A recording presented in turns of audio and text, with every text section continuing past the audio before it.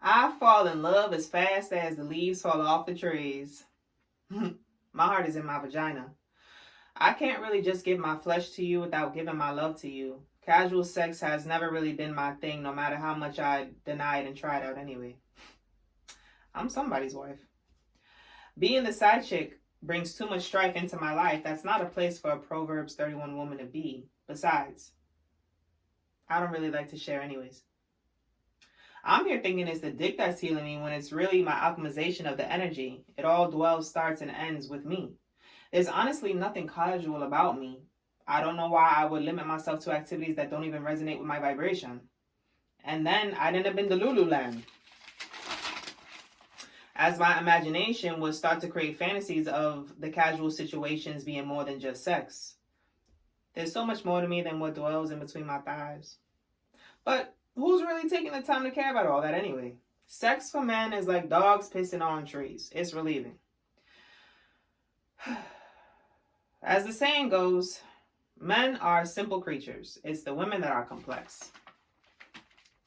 I guess that's why when I would get that "you up" text at 1 o'clock in the morning, my stomach would turn and start to ache. My heart would start to race within my chest. My palms would start to sweat as I would begin to chase a million thoughts around my head. But instead of loving myself and blocking your number, I would reply, "Yeah, I'm up.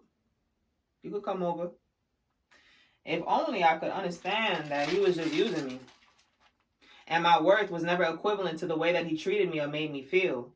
None of it was real. He always wore a mask. He would drain me of my energy as his would take me to a deep, dark pit where I would have to fight the demons that my womb siphoned out of his being.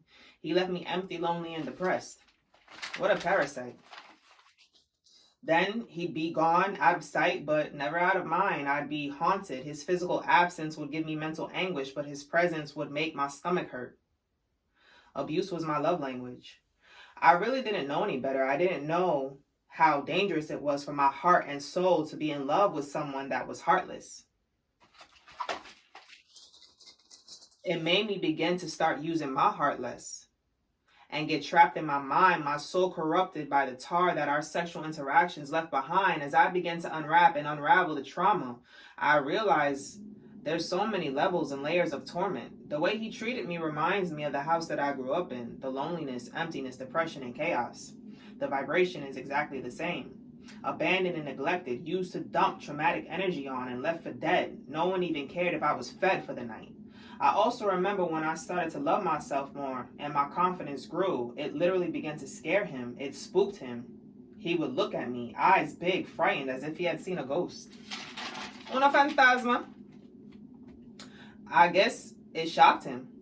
I guess it shocked the spirit inside of him. The same entity that possessed him was the one that I conquered and rose above like the rose that grew from the concrete. It was the ultimate reversal, and eventually he just stopped hitting me up and coming around me. But the tethered cords of unworthiness still tug at my solar plexus to this day.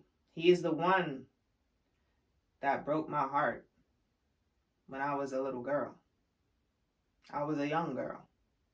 I was a teenager. He is one of my soulmates and he treated me so evil.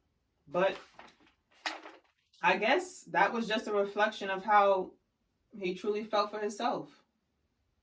So I forgive him and I cut the cords.